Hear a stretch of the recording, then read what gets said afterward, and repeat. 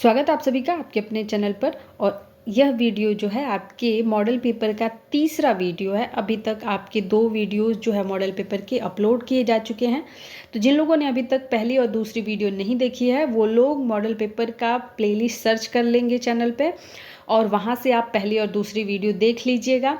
आप किसी भी यूनिवर्सिटी का एग्ज़ाम दे रहे हो, क्योंकि बहुत सारे बच्चों का ये कमेंट भी आ रहा है कि मैम क्या ये हमारी यूनिवर्सिटी के लिए अच्छा है। तो बिल्कुल, अगर आप किसी भी यूनिवर्सिटी का एग्ज़ाम दे रहे हो तो आपके सिलेबस में जनरल नॉलेज के क्वेश्चन, लीगल एप्टीट्यूड के क्वेश्चन और हिंदी के क्वेश्चन ज़रूर रहेंगे और करेंट अफेयर भी आपके एग्ज़ाम में ज़रूर ही आएगा। तो ये सभी सब्जेक्ट ही पढ़ाए जा रहे हैं और ये आपके एग्ज़ाम में ज़रूर आएगा। तो आपको कहीं से टेंशन लेने की ज़रूरत नहीं है, आप इसको अच्छे से पढ़िए। ठीक है, चलिए सेशन का पहला प्रश्न स्टार्ट करते हैं। जो लोग चैनल पर नए होंगे चैनल को सब्सक्राइब कर लेंगे, बेल आइकन को प्रेस कर लेंगे ताकि आने वाली सभी वीडियो की नोटिफिकेशन मिलती रहे आप सभी को। वीडियो पसंद आए तो वीडियो को लाइक करिएगा, शेयर करिएगा और जो भी समस्या हो उसे कमेंट में ज़रूर बताइएगा। पहला प्रश्न है, अगस्त 2023 में किसे उत्तर प्रदेश का मुख्य चुनाव आयुक्त नियुक्त किया गया? इस प्रश्न का सही आंसर हो जाएगा ऑप्शन ए, नवदीप रिन्वा को जो है उत्तर प्रदेश का मुख्य चुनाव आयुक्त नियुक्त किया गया है। ये जो नवदीप रिन्वा है ये 1999 बैच के आईएएस अधिकारी रह चुके हैं। ठीक है, 1999 बैच के आईएएस अधिकारी रह चुके हैं और 2023 में इन्हें उत्तर प्रदेश का मुख्य चुनाव आयुक्त नियुक्त किया गया है। अगला हमारा प्रश्न है, उत्तर प्रदेश का सबसे पूर्वी शहर निम्नलिखित में से कौन है?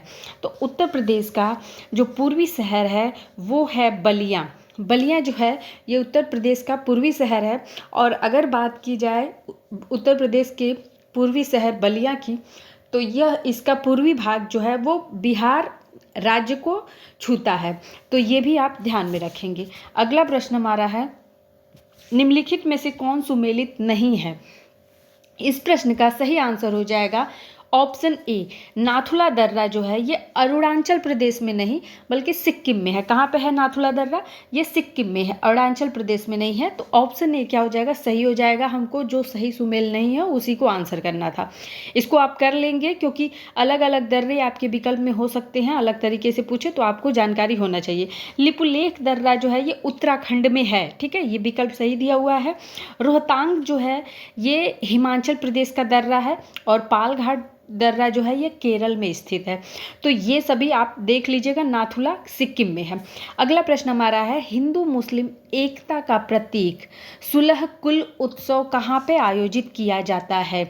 तो हिंदू मुस्लिम एकता के प्रतीक के रूप में सुलह कुल उत्सव जो है ये उत्तर प्रदेश के आगरा में मनाया जाता है। ठीक है, आगरा में मनाया जाता है। आगरा कहाँ पे है? आगरा जो है ये उत्तर प्रदेश में है। और आगरा में क्या है? तो आगरा में ताजमहल है। ठीक है, इसके बाद हम देखेंगे अगला प्रश्न। अगला प्रश्न हमारा है, सितंबर 2023 में अंतर्राष्ट्रीय एरोस्पेस सम्मेलन 2023 आयोजित कहाँ पर किया गया? ठीक है, तो इस प्रश्न का सही आंसर हो जाएगा ऑप्शन सी, ग्वालियर में। 1-2 सितंबर 2023 के मध्य अंतर्राष्ट्रीय एरोस्पेस सम्मेलन 2023 मध्य प्रदेश के ग्वालियर में आयोजित किया गया। कहाँ पे किया गया? तो मध्य प्रदेश के ग्वालियर में आयोजित किया गया। अगला प्रश्न हमारा है, अशोक ने किस बौद्ध साधु से प्रभावित होकर बौद्ध धर्म अपनाया था? तो अशोक के शासन के लगभग 4 वर्ष बाद ही, ठीक है, 4 वर्ष बाद ही उनको बौद्ध भिक्षुक उपगुप्त मिले थे जिनसे प्रभावित होकर के अशोक ने बौद्ध धर्म अपनाया था। ऑप्शन बी इस प्रश्न का क्या हो जाएगा? सही आंसर हो जाएगा। अगला प्रश्न हमारा है, उत्तर प्रदेश में एक बब्बर शेर सफारी की स्थापना की जा रही है।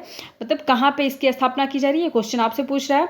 इस प्रश्न का सही आंसर है ऑप्शन डी, इटावा में। ऑप्शन डी, इटावा में। उत्तर प्रदेश के जनपद इटावा में बब्बर शेर प्रजनन केंद्र एवं सफारी पार्क विकसित किया जा रहा है। ठीक है, इसका जो पूरा नाम है क्या है?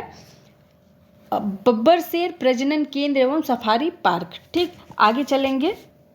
अगला प्रश्न हमारा है, अक्टूबर 2023 में किन 2 देशों के बीच वार्षिक संयुक्त सैन्य अभ्यास संप्रीति 2023 आयोजित की गई है।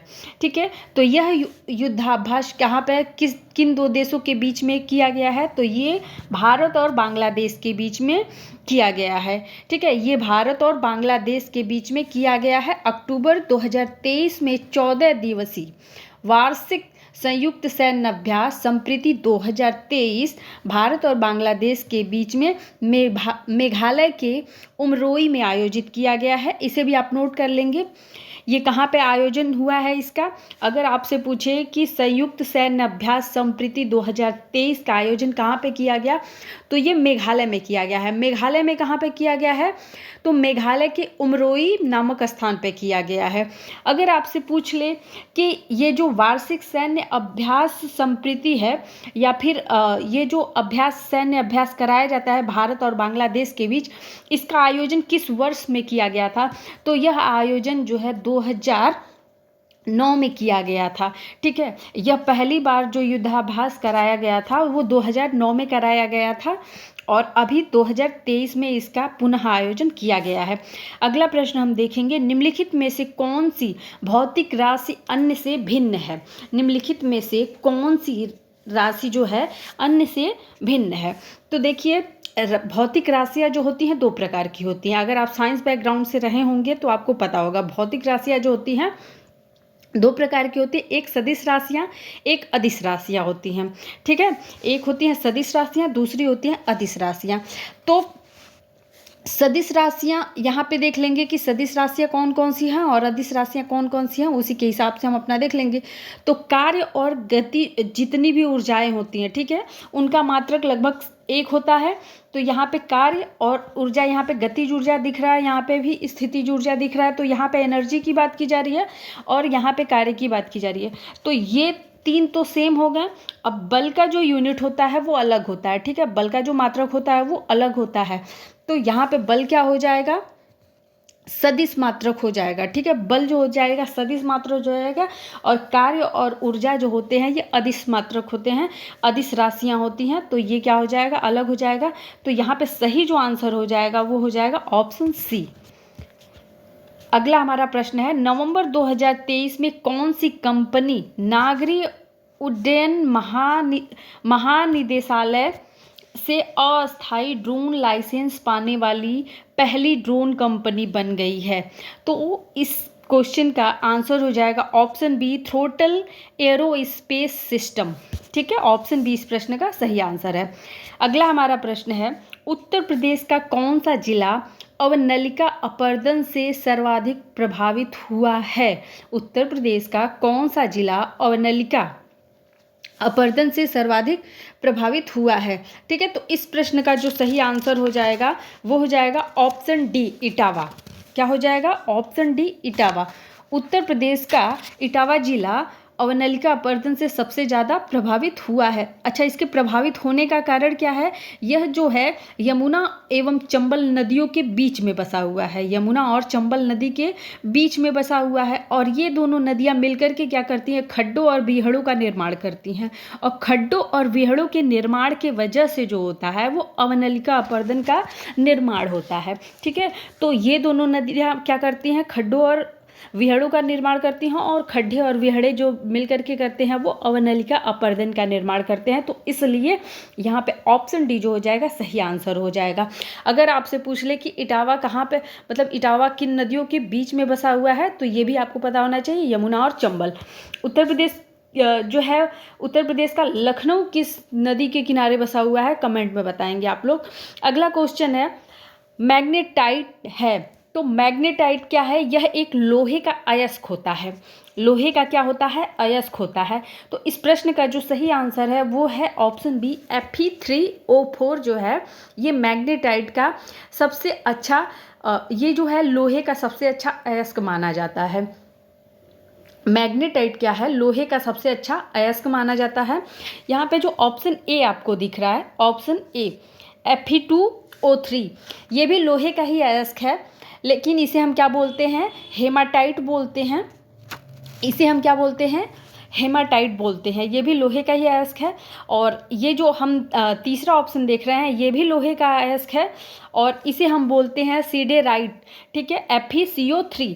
और इसके बाद जो है हमारा चौथा विकल्प जो है इसे हम क्या बोलते हैं, इसे हम बोलते हैं लिमोनाइट, ठीक है। तो ये सभी भी क्या हैं, ये सभी भी लोहे के ही चारों अयस्क हैं। लेकिन जो पूछ रहा है कि लोहे के अयस्क में मैग्नेटाइट कौन सा, मैग्नेटाइट का सूत्र कौन सा है, मैग्नेटाइट का फार्मूला कौन सा है, तो मैग्नेटाइट का जो फार्मूला है वो है Fe3O4 है, ठीक है। और अगला प्रश्न हमारा है उत्तर प्रदेश में मूल्यवर्धित कर यानी कि वैट लागू कब हुआ था, उत्तर प्रदेश में वैट लागू कब हुआ था। तो इस प्रश्न का सही आंसर हो जाएगा ऑप्शन सी, 1 जनवरी 2008 को उत्तर प्रदेश में वैट लागू किया गया था, मूल्यवर्धित कर लागू किया गया था। आगे चलेंगे और अगला प्रश्न देखेंगे, निम्नलिखित में से कौन सा एक सुमेलित नहीं है, निम्नलिखित में से कौन सा एक सुमेलित नहीं है। इस प्रश्न का सही आंसर हो जाएगा ऑप्शन सी, ऑप्शन सी जो हो जाएगा। देखिए यहाँ पे दिया हुआ है कि भाग 13 में महान्यायवादी का पद है, लेकिन ये गलत है। महान्यायवादी का जो पद है वो भाग 5 में दिया हुआ है। भाग 5 में जो है महान्यायवादी का पद बताया गया है कि भारत का एक महान्यायवादी होगा जो राष्ट्रपति के प्रसाद पर्यंत उसका पद होगा। राष्ट्रपति अगर चाहता है कि भारत में महान्यायवादी का पद बना रहे तो राष्ट्रपति अपने विचार विमर्श पर महान्यायवादी की नियुक्ति कर सकता है और उसका जो है संसद में किसी भी प्रकार का कोई हस्तक्षेप नहीं होता है। और राष्ट्रपति जब चाहे महान्यायवादी को उसके पद से हटा भी सकता है, ठीक है। पूरी तरीके से अगर कहा जाए तो महान्यायवादी का जो पद होता है ये राष्ट्रपति के विचार के अधीन होता है, राष्ट्रपति पर ही पूरी तरीके से फलीभूत होता है, ठीक है। अगर बात की जाए, देखिए ये क्वेश्चन काफ़ी इंपॉर्टेंट है कि महान्यायवादी का पद जो है इंडियन कॉन्स्टिट्यूशन में किस आर्टिकल के थ्रू है, तो अनुच्छेद 76 के अकॉर्डिंग भाग 5 में जो है महान्यायवादी का पद रखा गया है। अब यहाँ पे हम देख लेते हैं कि बाकी जो हमारे विकल्प हैं वो क्या सही हैं। तो मूल कर्तव्य जो है संविधान के भाग 4 क में रखा गया है, बिल्कुल सही है। राज्य जो है भाग 6 में है, ये भी बिल्कुल सही है। और संघ और राज्यों के अधीन जो सेवाएं हैं वो आपके भाग 14 में दी गई हैं, ये भी बिल्कुल सही है। और यहाँ पे जो आपके भाग 13 की बात की जा रही है, तो भाग 13 में क्या है, भाग 13 में भारत के भीतर व्यापार, वाणिज्य और समागमन संबंधी उपबंधों की व्यवस्था की गई है, ठीक है। तो इसे भी आप नोट कर लेंगे। आगे मैं आपको बताऊंगी कि संविधान के जो 22 भाग हैं, 22 भाग में क्या विषय है और क्या क्या चीज़ें दी गई हैं। तो उस वीडियो को भी आप आगे ज़रूर देखिएगा और उस वीडियो को देखने के लिए आपको हमारे चैनल से जुड़े रहना पड़ेगा। आगे क्वेश्चन हमारा है, किस भारतीय अभिनेता को लीजेंड्स लीग क्रिकेट 2022 का एम्बेसडर नियुक्त किया गया है। तो इस प्रश्न का सही आंसर है ऑप्शन सी, अमिताभ बच्चन जी को क्या किया गया है, लीजेंड्स लीग क्रिकेट 2022 का एम्बेसडर चुना गया है। आगे चलेंगे, अंतर्राष्ट्रीय महिला दिवस कब मनाया जाता है।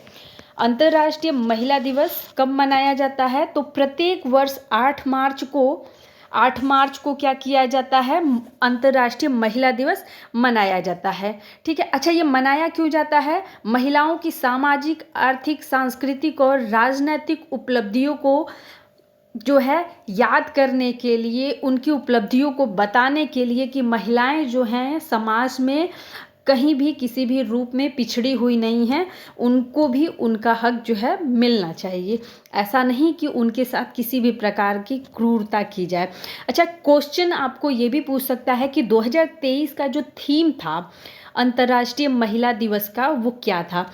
तो इस बार जो इसका थीम था या मुख्य विषय था वो था digital innovation and technology for gender equality, यानी कि लैंगिक समानता के विषय में, यानी कि पुरुष और महिला दोनों क्या हैं, समान है समाज के लिए। समाज में महिला और पुरुष दोनों ही समान हैं, ठीक है। और इसका जो हम इस डे को इसलिए मनाते हैं, इस दिन को इसलिए भी मनाते हैं ताकि हम क्या कर सकें, महिलाओं को उनके सम्मान और अधिकारों के प्रति सचेत कर सकें, महिलाओं को जागरूक कर सकें, ठीक है, उनको एजुकेशन के प्रति जागरूक कर सकें, उनके अधिकारों के प्रति जागरूक कर सकें, ताकि वो घर में हो रही घरेलू हिंसा को ना सहें। अगला जो हमारा क्वेश्चन है वो है उत्तर प्रदेश की प्रथम महिला राज्यपाल कौन थी। तो महिला राज्यपाल की बात की जा रही है, तो सबसे पहली जो हमारे राज्य की महिला राज्यपाल रही हैं वो रही हैं सरोजनी नायडू। उत्तर प्रदेश की प्रथम महिला राज्यपाल कौन रही हैं? सरोजनी नायडू रही हैं। और वर्तमान में भी हमारे राज्य की महिला राज्यपाल ही हैं। उत्तर प्रदेश की वर्तमान में भी जो राज्यपाल हैं वो कौन है? एक महिला ही हैं और उनका नाम है आनंदीबेन पटेल। नहीं पता था तो नोट कर लीजिएगा।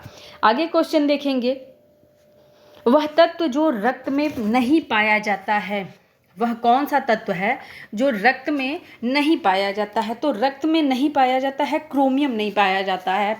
रक्त में क्या नहीं पाया जाता है? क्रोमियम नहीं पाया जाता है। बाकी इसके बाद लौह, यानी कि आपको तो पता होगा कि लोहा जो है, आयरन, यानी कि हमारे बॉडी में, हमारे ब्लड में जो है इसकी कमी होने से बहुत सारी बीमारियां भी हो जाती हैं। ठीक है, तो लौह की, यानी कि लौह पदार्थों की उपलब्धता हमारे ब्लड में होनी चाहिए, ये हमारे लिए बहुत ही महत्वपूर्ण है। तांबा भी होता है, मैग्नीशियम भी होता है। ठीक है, देखते होंगे जब अक्सर करके डिलीवरी के बाद महिलाओं में जो होता है, क्या होता है, ब्लड की कमी हो जाती है, जिसकी वजह से उनको क्या या फिर जब वो प्रेग्नेंट होती हैं तो वो डॉक्टर के द्वारा उन्हें क्या किया जाता है, आयरन की गोलियां दी जाती हैं ताकि उनके अंदर, उनके शरीर में जो है ब्लड की कमी ना हो सके।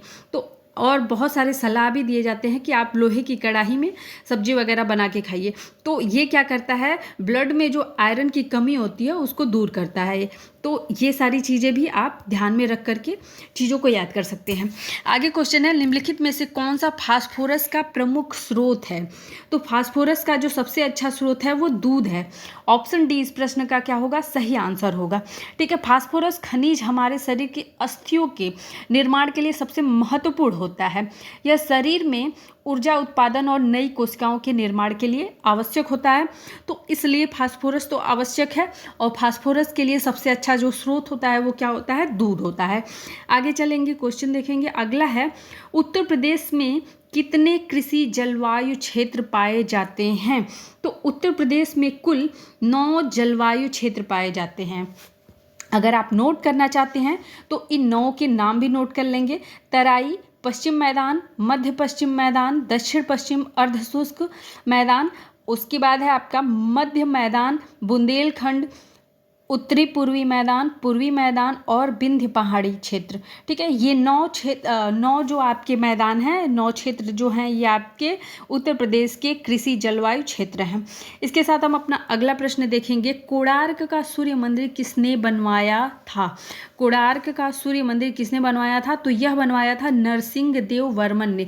महत्वपूर्ण प्रश्न है, आपके एग्जाम में पूछा हुआ प्रश्न है। तो पुरी में स्थित कोणार्क का विशाल सूर्य मंदिर जो है नरसिंह देव बर्मन ने बनाया था। ठीक है, और यह 13वीं शताब्दी में बनाया गया था। कोणार्क मंदिर जो है ये सूर्य भगवान का मंदिर है। इसे हम ब्लैक पगोड़ा के नाम से भी जानते हैं। इस मंदिर को हम ब्लैक पगोड़ा के नाम से भी जानते हैं। और ये भी जान लीजिएगा आप कि कभी कभी क्वेश्चन आपको इस तरीके से पूछ देता है कि ब्लैक पगोड़ा कहाँ स्थित है, तो आपको ये भी ध्यान में रखना है। ये आपके एग्जाम में पूछा हुआ प्रश्न है कि ब्लैक पगोड़ा कहाँ पे स्थित है। तो ब्लैक पगोड़ा कुछ और नहीं है, कोणार्क का सूर्य मंदिर ही है। इसके बाद हमारा क्वेश्चन है, रजत रंगिड़ी के लेखक कल्हड़ के समय शासक कौन था? तो रजत तरंगिणी के लेखक कल्हड़ के समय में जयसिंह जो थे ये कश्मीर के शासक थे। ठीक है, जयसिंह कहाँ के शासक थे? तो कश्मीर के शासक उस समय जयसिंह थे। और इन्हीं के शासनकाल में कल्हड़ ने अपना राज तरंगिणी को जो उनका कृत था उसको पूरा किया था। राज तरंगिणी में कुल 8 तरंग हैं और लगभग 8000 श्लोक हैं। तो अगर आपसे इसके विषय में भी पूछे श्लोकों की संख्या या फिर तरंगों की संख्या, तो आपको पता होना चाहिए 8 तरंग, 8 प्रकार की तरंगे और 8000 प्रकार के जो हैं श्लोक बताए गए हैं। ठीक है, अगला प्रश्न है, संविधान का कौन सा भाग राज्य के नीति निर्देशक सिद्धांतों से संबंधित है? ठीक है, तो संविधान के भाग 4 में नीति निर्देशक सिद्धांत बताए गए हैं। ऑप्शन बी इस प्रश्न का सही आंसर है। चलिए अन्य विकल्प देख लेते हैं। भाग 3 में आपके मौलिक अधिकार दिए गए हैं। भाग 1 में जो है संघ और उसके राज्य क्षेत्र बताए गए हैं, नोट करते रहिएगा आप लोग। और अगला जो है भाग 2 में नागरिकता को बताई गई है कि भारत की नागरिकता किस प्रकार से मिल सकती है या फिर भारत का नागरिक कौन हो सकता है। ठीक है, आगे देखेंगे अगला प्रश्न, उत्तर प्रदेश में आंवले का सर्वाधिक उत्पादन करने वाला जिला कौन सा है। उत्तर प्रदेश में आंवले का उत्पादन करने वाला सर्वाधिक जिला कौन सा है। तो उत्तर प्रदेश में आंवले का उत्पादन करने वाला सर्वाधिक जिला जो है वो है प्रतापगढ़। ऑप्शन सी इस प्रश्न का सही आंसर हो जाएगा। अगला प्रश्न देखेंगे, भारत के राष्ट्रपति को उनके कार्यकाल की समाप्ति से पूर्व, यानी कि उनका जो कार्यकाल है वो समाप्त नहीं हुआ है, उसके पहले ही उन पर महाभियोग की प्रक्रिया के द्वारा उनको उनके पद से हटाया जा सकता है। ठीक है, तो किस प्रकार से कौन हटा सकता है, ये क्वेश्चन आपसे पूछा जा रहा है। तो इस प्रश्न का जो सही आंसर हो जाएगा ऑप्शन डी हो जाएगा। संसद के दोनों सदन यानी कि राज्यसभा और लोकसभा, ये दोनों ही मिलकर के क्या कर सकते हैं, राष्ट्रपति को उनके पद से हटा सकते हैं। एक बार मैं डिटेल में आपको बता दे रही हूँ, आप उसको नोट कर लीजिए। ठीक है, राष्ट्रपति की जो महाभियोग की प्रक्रिया होती है वो भारतीय संविधान के अनुच्छेद 61 में बताई गई है। इम्पोर्टेंट आर्टिकल है, एग्जाम में डायरेक्ट पूछा जाता है कि भारत के राष्ट्रपति को उनके पद से हटाने के लिए महाभियोग प्रक्रिया चलाई जाती है, ये किस अनुच्छेद में बताया गया है। तो अनुच्छेद 61 में बताया गया है। अनुच्छेद 61(1) में बताया गया है कि जब संविधान के अतिक्रमण के लिए राष्ट्रपति पर महाभियोग प्रक्रिया चलाया जाएगा, यानी कि अनुच्छेद 61(1) में बताया गया है कि जब राष्ट्रपति पर अतिक्रमण का मतलब है उनको उनके पद से हटाने के लिए, ठीक है, उनको के पद से हटाने के लिए प्रक्रिया चलाया जाएगा, यानी कि महाभियोग प्रक्रिया चलाया जाएगा, तब सदन में क्या करना पड़ेगा, उन पे आरोप लगाना पड़ेगा। ठीक है, और यह आरोप जो होगा, ठीक है, एक संकल्प के रूप में होना चाहिए, यानी कि इसमें दोनों सदनों की क्या होनी चाहिए, दोनों सदनों की स्वीकृति होनी चाहिए। सबसे पहले क्या होगा कि संसद का कोई भी सदन क्या कर सकता है, महाभियोग की प्रक्रिया आरोपित कर सकता है। ठीक है, उसके लिए सबसे पहले 14 दिन के पूर्व उसको लिखित सूचना के बाद पेश किया जाना चाहिए। ठीक है, इसके बाद में क्या होगा कि उसके बाद जो संसद का जो सदन है, ठीक है, उसके सदस्यों में से कम 1/4 सदस्यों द्वारा यह प्रस्ताव भी पारित करना पड़ेगा, और पारित होने के बाद जो है उसमें से कुल सदस्यों के 2/3 जो सदस्य होंगे उनके बहुमत क्या होने चाहिए, बिल्कुल पक्ष में होने चाहिए कि हाँ, राष्ट्रपति के द्वारा जो है राष्ट्र विरोधी कार्य किए जा रहे हैं, जिसकी वजह से उनको उनके पद से हटाया जा रहा है। इसके बाद खंड 3 के अनुसार बताया जाता है कि दूसरा सदन जो है पहले सदन द्वारा लगाए गए आरोपों को अगर स्वीकार कर लेता है तो ऐसे में राष्ट्रपति को उसके पद से हटा दिया जाएगा। ये पूरी प्रक्रिया होती है।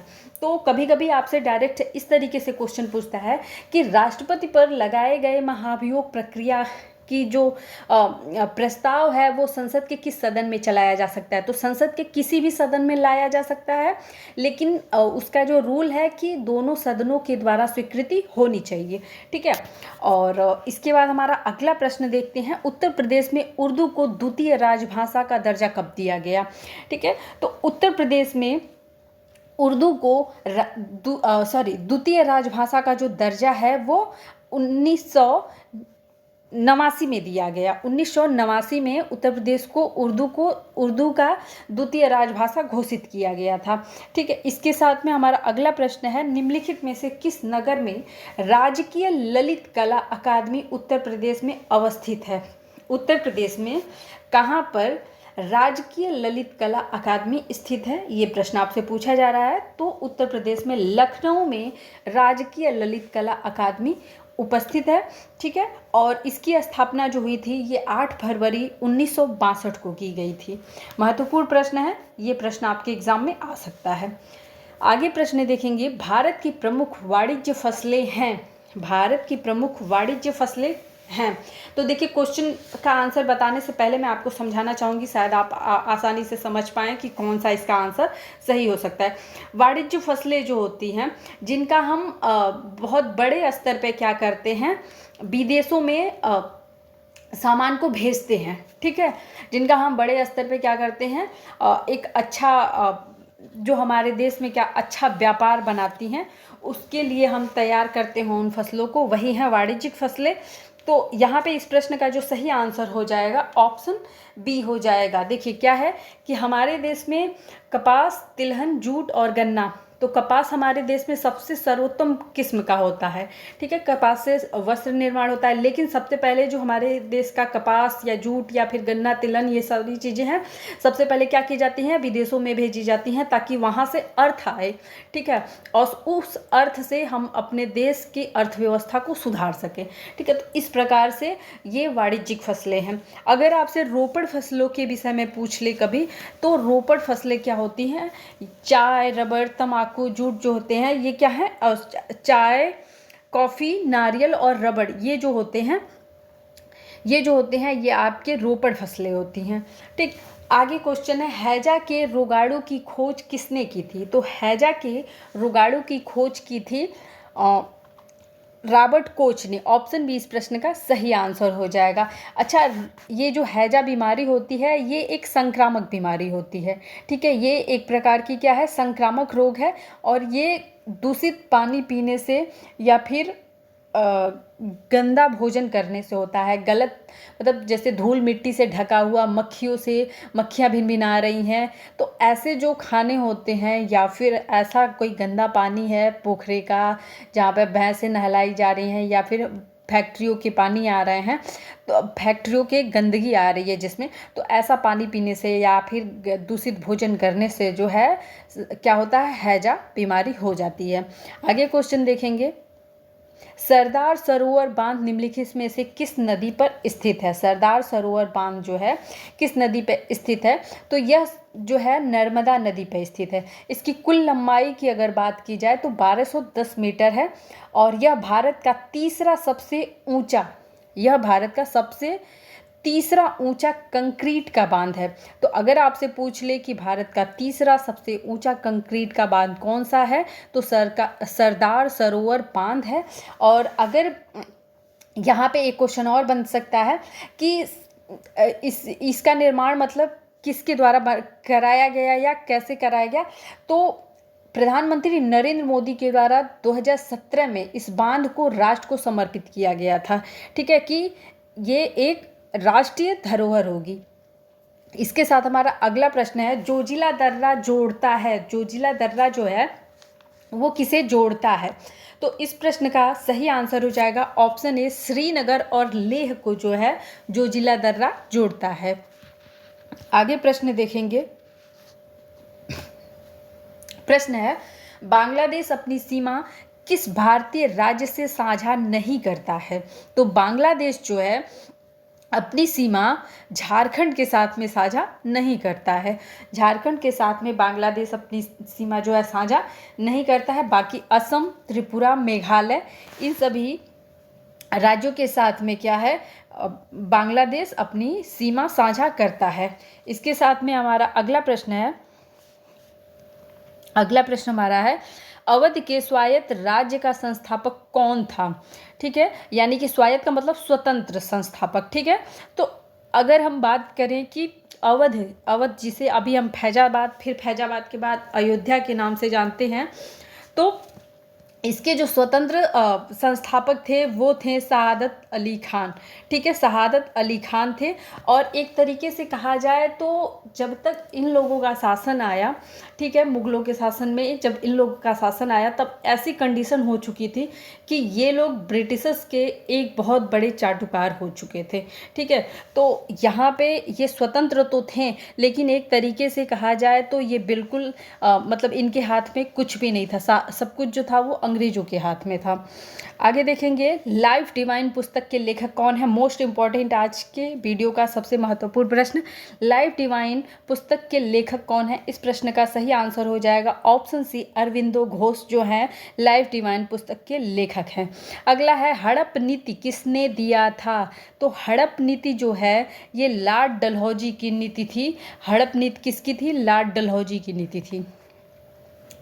इसके बाद है, पन्हो जो है ये क्या है? तो मिलिंद पन्हो जो है ये पाली ग्रंथ है। मिलिंद पन्हो जो है ये क्या है? एक पाली ग्रंथ है और इसमें बौद्ध भिक्षुक नागसेन तथा यवन शासक मिनांडर का संवाद बताया गया है कि यवन शासक मिनांडर और बौद्ध भिक्षुक नागसेन ने आपस में क्या वार्तालाप की थी उसके विषय में यह ग्रंथ है।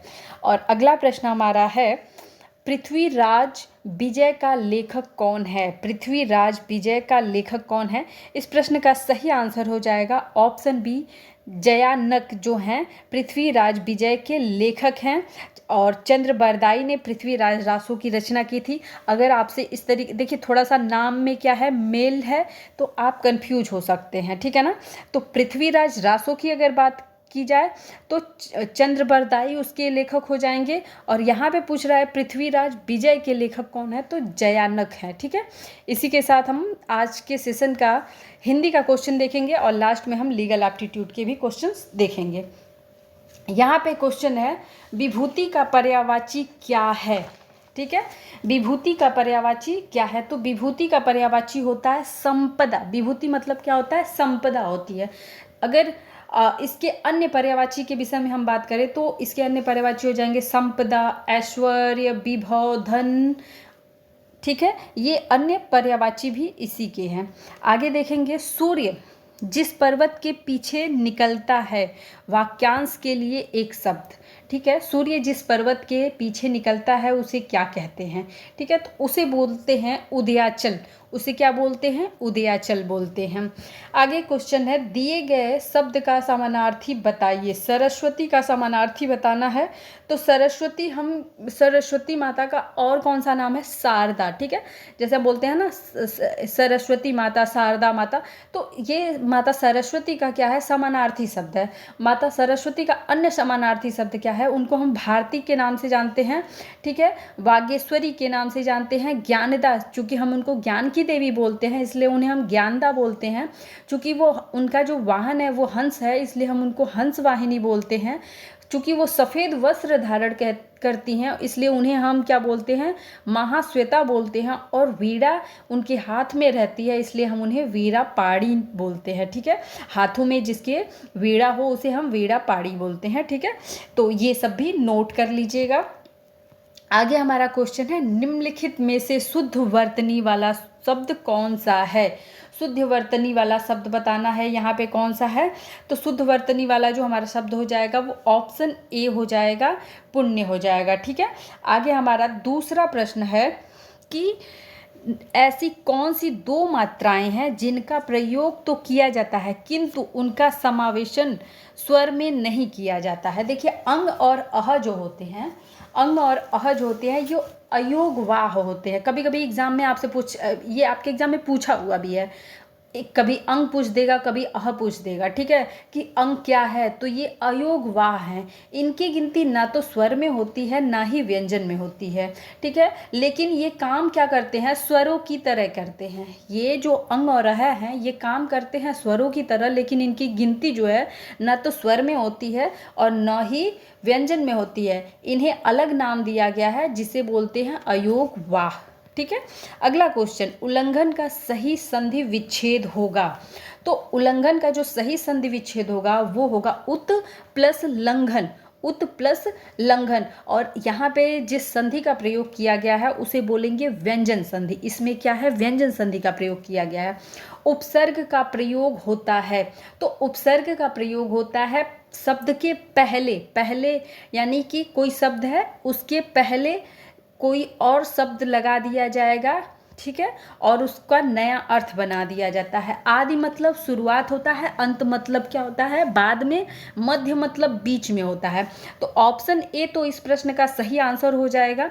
आदि मतलब क्या होता है? शुरुआत होता है, ठीक है, समझिए।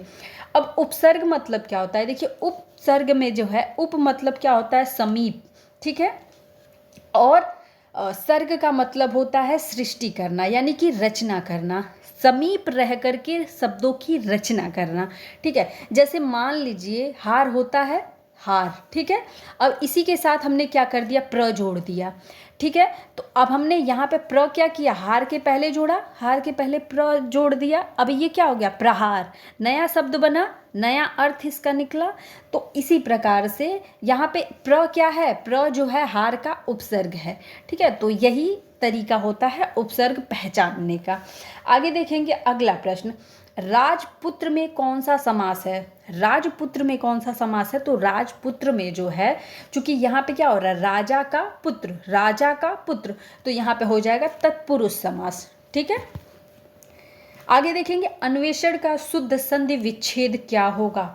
अन्वेषण का शुद्ध संधि विच्छेद क्या हो जाएगा, ऑप्शन डी अनुधन एषण हो जाएगा। क्या हो जाएगा, अनुधन एषण हो जाएगा। ऑप्शन डी इस प्रश्न का सही आंसर हो जाएगा। इसके बाद अगला प्रश्न है, गिलास में थोड़ा दूध है। थोड़ा एक फिक्स क्वांटिटी नहीं बताई जा रही है, थोड़ा मतलब कितना थोड़ा है, 1/3 है, 2/3 है, आधा भरा है, पूरा भरा है, ये नहीं। यानी कि यहाँ पे क्या है, ये परिणाम वाचक है, सीधे बताया जा रहा है कि हाँ थोड़ा भरा है, ठीक है। तो यहाँ पे ऑप्शन ए हो जाएगा। अगला क्वेश्चन देखेंगे, निम्नांकित में से कौन सा शब्द मछली का पर्याय है, यानी कि मछली का पर्यायवाची है। तो यहाँ पे झस जो होता है कि मछली का पर्यायवाची होता है, झस जो होता है मछली का पर्यायवाची होता है। मछली के अन्य पर्यायवाची कौन कौन से होते हैं, जैसे मीन बोलते हैं। जैसे अगर इसमें मीन राशि वाले होंगे तो ध्यान से देखिएगा, मीन राशि वालों का जो फिगर बना होता है उसमें दिया होता है मछली का चित्र, ठीक है, मीन राशि। क्योंकि मछली का जो जीवन होता है वो जल के भीतर होता है, तो उसे जल जीवन भी बोलते हैं, उसे मत्स्य भी बोलते हैं, ठीक है। इसके बाद चपला बोलते हैं बिजली को, ठीक है, चपला बोलते हैं बिजली, बिजली को हम दामिनी भी बोलते हैं, ठीक है। और अच्छी मतलब होता है आँख। और इसके बाद तोय निधि को किसको बोलते हैं, तोय निधि बोलते हैं समुद्र को। तोय निधि किसे बोलते हैं, समुद्र को बोलते हैं। देखिए विकल्पों पे भी ध्यान दीजिएगा, और चैनल अभी तक सब्सक्राइब नहीं किया तो चैनल सब्सक्राइब कर दीजिएगा, और वीडियो लाइक नहीं किया अभी तक आप लोग, वीडियो भी लाइक करते रहिए, सभी लोग वीडियो लाइक कर दीजिएगा। अगला क्वेश्चन देखेंगे, कौन सा शब्द ऐहिक शब्द का विलोम है। ऐहिक शब्द का विलोम क्या हो जाएगा, ऐहिक शब्द का विलोम हो जाएगा पारलौकिक। पारलौकिक जो है ये ऐहिक शब्द का विलोम है। भौतिक का क्या होता है, भौतिक का एग्जाम में पूछा जाता है, इसको भी नोट कर लीजिएगा, इंपॉर्टेंट है। तो भौतिक का हो जाता है आध्यात्मिक, भौतिक का क्या हो जाता है, आध्यात्मिक हो जाता है, ठीक है। आगे देखेंगे, चीर और चीर का अर्थ क्या है। यहाँ पे चीर जो है, एक चीर में छोटी ई की मात्रा है, दूसरे में जो है बड़ी ई की मात्रा है, और दोनों के अर्थ जो होते हैं ना भिन्न भिन्न होते हैं। इसलिए मैं बोलती हूँ कि शब्द जो है वर्तनी को जानिए, तो इसके दोनों के अर्थ क्या होते हैं, अलग अलग होते हैं। ये जो चीर है आपका, ठीक है, इसका मतलब होता है पुराना, ठीक है। और ये जो बड़ी मात्रा दिया है, इस चीर का मतलब होता है कपड़ा। क्या होता है, जैसे बोलते हैं ना कपड़ा, पुरानी स्टोरी सुनते होंगे या लिखा पढ़ा कभी सुना होगा, तो उसमें जैसे द्रौपदी का चीर हरण, ठीक है, तो चीर हरण मतलब कपड़े का हरण, ठीक है। तो यहाँ पे जो सही आंसर हो जाएगा इस प्रश्न का हो जाएगा सी, चीर मतलब पुराना और चीर मतलब क्या होता है, कपड़ा। इसके साथ में अगला प्रश्न, जंगल में लगने वाली आग को क्या कहते हैं। तो जंगल में लगने वाली आग को कहा जाता है, जंगल की आग को क्या बोलते हैं, दवानल बोलते हैं, दवानल बोलते हैं। और वनाग्नि को क्या बोलते हैं, वन की लगी हुई आग। जठर अग्नि जो होती है इसे हम पेट की अग्नि बोलते हैं, ठीक है। क्या बोलते हैं, पेट की अग्नि को जठर अग्नि बोलते हैं। और बर्णवाल किसे बोलते हैं, समुद्र में लगने वाली आग को, समुद्र में लगने वाली आग को बड़वानल बोलते हैं, या फिर इसे हम बड़वाग्नि भी बोलते हैं, वड़ आग्नि भी बोलते हैं, ठीक है। इसके बाद अगला प्रश्न है, वह आई तो मेरी चिट्ठी उसे दे देना, ठीक है। ये कोई किसी को प्रेषित करके बोल रहा है कि वह अगर आ गई तो मेरी चिट्ठी जो है उसे दे देना। अब यहाँ पे पूछा जा रहा है कि दे देना, ठीक है। तो ये एक तरीके से बात हो रही है ना कि संभावना व्यक्त की जा रही है, अगर वो आती है तो चिट्ठी दे देना, अगर नहीं आती है तो विकल्प नहीं है, ठीक है ना। यानी कि ये कौन से काल की बात की जा रही है, तो ये बात हो रही है आपकी यहाँ पे, ये जो सही आंसर हो जाएगा इस प्रश्न का क्या हो जाएगा, ये बात की जा रही है आपके संभाव्य वर्तमान की। अगर वह आती है, क्योंकि है दिख रहा है ना, यहाँ पे आपको क्या दिख रहा है, यहाँ पे आपको यदि वह आती है, ठीक है, ठीक है, वह आई हो, यदि वह आई हो तो है दिख रहा है आपको, तो जब भी है दिखेगा तो वो क्या होगा, वर्तमान का टेंस होगा, वर्तमान का काल होगा। और यहाँ पे संभावना भी व्यक्त की जा रही है कि यदि वह आई हो तो उसे दे देना। तो यहाँ पे क्या हो जाएगा, आपका ऑप्शन बी सही आंसर हो जाएगा। अगला प्रश्न है, वचन की दृष्टि से कौन सा जोड़ा सही नहीं है। वचन की दृष्टि से कौन सा जोड़ा सही नहीं है। लता का लताएं होता है, बहुवचन की यहाँ पे बात की जा रही है। लता का लताएं होता है, घोड़ा का घोड़े होता है, ठीक है। किताब का किताबें होता है, बिल्कुल सही है। लेकिन जो ये सखी है और सखियाँ दिया है ना, तो सखी सखियाँ जो होती हैं, ये सखियाँ जो होती हैं ना, तो इस पे क्या होता है, ये वर्तनी सही नहीं लिखी हुई है। या क्या होना चाहिए यहाँ पे, सखियाँ जो है आपके लिखा हुआ है ना, इस पे छोटा ई की मात्रा होना चाहिए, ख पे जो है छोटी ई की मात्रा होनी चाहिए, तब आपका ये प्रश्न क्या हो पाएगा, सही हो पाएगा। एक बार फिर से मैं आपको लिख के दिखा देती हूँ, आप देख लीजिए। सखियाँ इस प्रकार से होना चाहिए, ये सखियाँ सही लिखा हुआ है, वर्तनी सही कर लीजिएगा।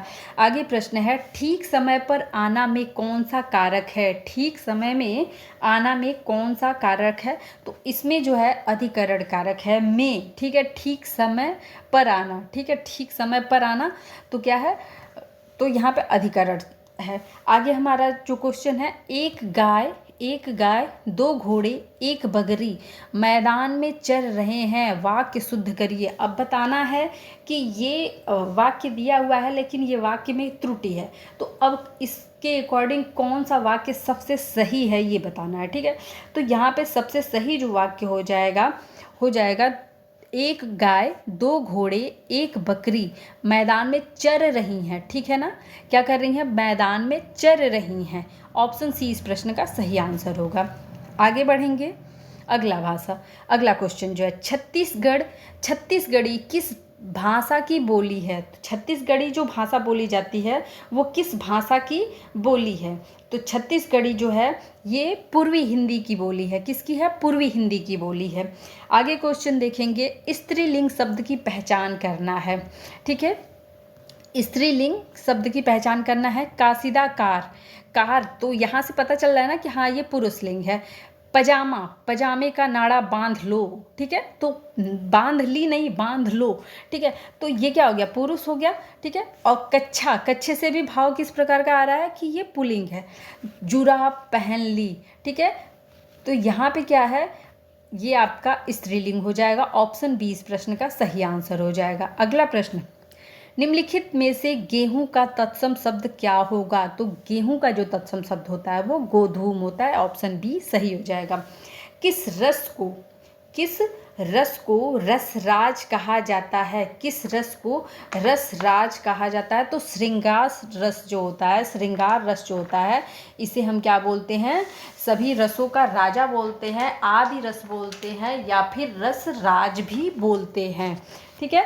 तो सी आंसर इस प्रश्न का सही आंसर हो जाएगा। अगला प्रश्न देखेंगे, दिए गए वाक्य में रेखांकित अंश को प्रतिस्थापित करने के लिए सबसे उपयुक्त विकल्प का चयन कीजिए। यानी कि ये जो आपका वाक्य दिया हुआ है, ठीक है, इसमें जो ये आकांक्षा शब्द दिया हुआ है, तो मान लीजिए हम आकांक्षा शब्द का नहीं प्रयोग करते हैं, तो ये जो 4 विकल्प दिया हुआ है, इन चारों विकल्पों में से कौन सा एक शब्द है जो सही तरीके से इस वाक्य के लिए फिट बैठेगा, ठीक है। एक तरीके से हमको ये बताना है कि आकांक्षा का समानार्थी क्या होगा, ठीक है।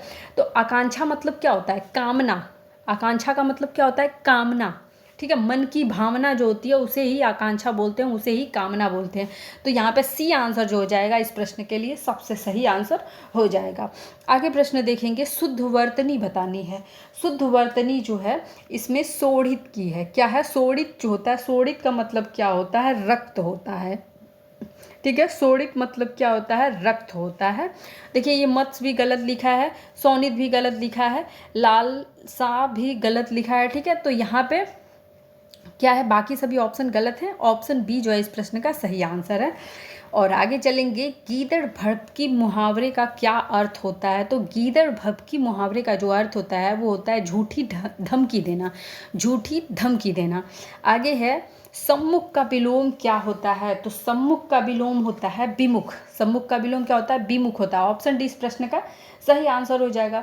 प्रमुख का विलोम क्या होता है? प्रमुख का विलोम होता है गौड़। क्या होता है? प्रमुख का विलोम गौड़ होता है। इसे नोट कर लेंगे, गौड़ होता है। मुख का क्या होता है? मुख का होता है प्रतिमुख। क्या होता है? प्रतिमुख। इसे भी नोट कर लीजिएगा, प्रतिमुख होता है। आगे देखेंगे क्वेश्चन, दिए गए वाक्य के किस भाग में त्रुटि है? मुझे पैसे की आवश्यकता नहीं है। तो देखो भाई, आवश्यकता नहीं नहीं होता है, ये क्या है? वर्तनी त्रुटि है। वाक्य में वर्तनी त्रुटि है। तो क्या होता है? आवश्यकता में यहाँ पे क्या है? त्रुटि है। होता क्या है? आवश्यकता होता है। क्या होता है? आ होता है और बाकी मात्राएं जो दी हैं यहाँ पे वो बिल्कुल सही दी हुई हैं। आवश्यकता होता है, ठीक है। तो यहाँ पे सही कर लीजिएगा इसे। आगे क्वेश्चन है, दिए गए वाक्य के किस भाग में त्रुटि है? तो ये क्वेश्चन हो चुका है, डबल रिपीट हो गया है। अब लीगल एप्टीट्यूड का जो हमारा क्वेश्चन है उसे देखेंगे। पहला प्रश्न है लीगल एप्टीट्यूड का पहला, अपहरण के अपराध के लिए जिसमें फिरौती की मांग की गई हो सजा का प्रावधान होता है। तो यदि कोई भी क्या करता है? अपहरण करता है, किडनैपिंग करता है, तो आईपीसी की धारा 364 क के अकॉर्डिंग फिरौती के लिए, ठीक है, या फिर अपहरण के लिए मृत्युदंड या फिर आजीवन कारावास या फिर उसके साथ में जुर्माने का प्रावधान किया गया है। तो ऑप्शन सी इस प्रश्न का सही आंसर हो जाएगा।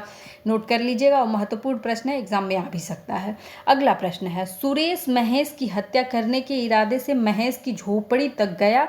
उसने देखा कि महेश झोपड़ी में सो रहा है। झोपड़ी का एक ही दरवाजा था। जिसे सुरेश ने बाहर से बंद कर दिया। झोपड़ी से निकलने का एक ही रास्ता है और वो क्या कर रहा है? उसके झोपड़ी के दरवाजे को बंद कर दे रहा है। उसके बाद वो क्या कर रहा है? झोपड़ी में आग लगा दिया। महेश जलकर मर गया। अब सुरेश जो है ये क्या है?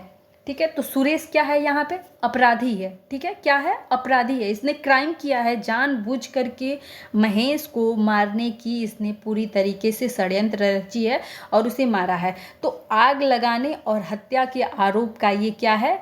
दोषी है। ऑप्शन बी इस प्रश्न का क्या हो जाएगा? सही आंसर हो जाएगा। आगे देखेंगे, राज्य मानवाधिकार आयोग के अध्यक्ष या फिर सदस्यों की नियुक्ति कौन करता है? तो देखिए, महत्वपूर्ण प्रश्न है। इस प्रश्न से 3 प्रश्न बनेंगे। ठीक है, इस प्रश्न से क्या है? 3 प्रश्न बनेंगे। तो इस प्रश्न का जो सही आंसर हो जाएगा वो हो जाएगा कि राज्य के मानवाधिकार आयोग या फिर मानवाधिकार आयोग के जो अध्यक्ष होते हैं या जो सदस्य होते हैं, इनकी नियुक्ति कौन करता है? तो इनकी नियुक्ति जो होती है राज्यपाल की सिफारिश पर होती है। ठीक है, राज्यपाल करता है। ठीक है, और कैसे करता है? तो मुख्यमंत्री के नेतृत्व में। मुख्यमंत्री के नेतृत्व में क्या होता है? 6 सदस्यीय समिति का निर्माण किया जाता है। ठीक है, और उसके बाद ही राज्यपाल क्या करता है? राज्य के मानवाधिकार अध्यक्ष या फिर सदस्यों की नियुक्ति करता है। अगर बात की जाए इन सदस्यों या फिर अध्यक्ष के शपथ दिलाने की बात, तो इनको शपथ कौन दिलाता है? इनको शपथ दिलाते हैं इनको शपथ कौन दिलाता है? न्यायाधीश दिलाते हैं। ठीक है, इनको शपथ उच्च न्यायालय के न्यायाधीश दिलाते हैं। और इनको अगर इनके पद से हटाने की बात की जाए, ठीक है, तो इनको इनके पद से केवल राष्ट्रपति हटा सकते हैं। तो एक क्वेश्चन का 3 आंसर आप समझ लीजिए कि अगर यहाँ पे चुनने की बात आती है, नियुक्त करने की बात आती है, तो इनको नियुक्त कौन करेगा? अध्यक्ष हुए या फिर राज्य मानवाधिकार आयोग के अध्यक्ष हुए या सदस्य हुए, इनकी नियुक्ति राज्यपाल करेगा। इनके पद से हटाने का कार्य राष्ट्रपति करेगा। ठीक है, शपथ दिलाने का कार्य उच्च न्यायालय के न्यायाधीश करेंगे। तीनों पॉइंट नोट करिएगा। आगे प्रश्न, जनहित का मूल उद्देश्य क्या माना जाना चाहिए? तो जनहित मतलब जनता का हित। जनहित मतलब जनहित, जन मतलब जनता, जनता का हित। ठीक है, तो जनता का हित किस में होता है? जहाँ पे सामाजिक न्याय हो, सांप्रदायिक सद्भावना हो और ये अंतर्राष्ट्रीय। तो यहाँ पे सबसे सही जो आंसर हो जाएगा इस प्रश्न का क्या हो जाएगा? ऑप्शन बी इस प्रश्न का क्या होगा? सही आंसर होगा। ठीक है, यहाँ पे क्या होगा? इस प्रश्न का सही आंसर क्या हो जाएगा? Option B.